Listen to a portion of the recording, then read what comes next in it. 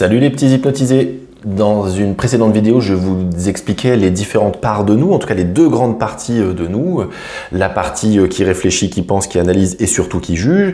Et puis une autre partie de nous que moi j'appelle l'inconscient, qui est la partie automatique qui fait un certain nombre de choses. Notamment, elle crée nos émotions, elle crée nos envies, nos besoins, une grande partie de nos automatismes dans la vie au final, nos automatismes comportementaux par exemple. Eh bien, il faut comprendre que depuis l'enfance, on s'identifie à la petite partie mentale que nous avons. On pense que nous sommes le truc qui réfléchit à l'intérieur. Mais ce n'est pas vrai. Si je me dis à moi-même je suis trop comme ceci, je suis trop comme cela, j'aimerais mieux être comme ceci, j'aimerais mieux être comme cela. Ah tiens, il fait beau aujourd'hui. Ah, qu'est-ce qu'il fait moche, c'est ennuyeux. Je me dis, je trouve qu'il fait moche, je trouve que je suis trop comme ceci ou comme cela. Mais c'est pas vraiment vrai, c'est pas moi qui trouve que, en général, j'ai juste intégré à l'intérieur de moi des jugements qui sont des jugements de mes parents, de mes professeurs d'école ou de mes camarades quand j'étais petit. En tout cas, je ne suis pas la partie de moi qui réfléchit. Pourquoi? Parce que si je fume, par exemple, au moment où je fume, il y a une partie de moi qui fume, mais il y a une partie de moi qui n'a pas du tout envie de fumer et qui aimerait bien arrêter. Si je suis en train de m'empiffrer de gâteau, il y a une partie de moi qui adore prendre du plaisir immédiat en m'empiffrant de gâteau, mais il y a une partie qui me dit « Oh là là là, tu vas grossir, c'est n'importe quoi, faut arrêter tout de suite ».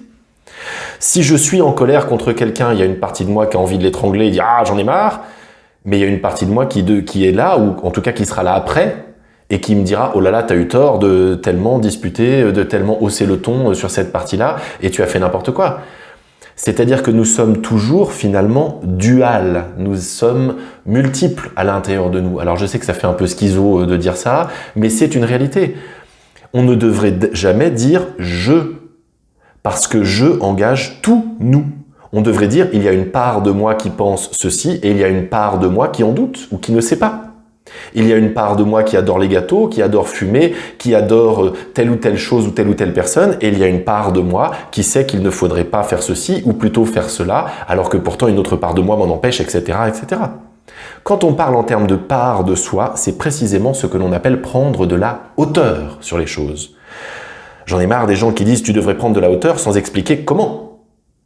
Eh bien, comment prendre de la hauteur sur les choses? C'est ça, c'est déjà comprendre que ce que nous appelons problème en nous, j'ai telle émotion qui ne convient pas, j'ai tel comportement qui ne convient pas, j'ai telle pensée qui ne convient pas, provient non pas de moi, mais d'une petite partie de moi qui me pose problème.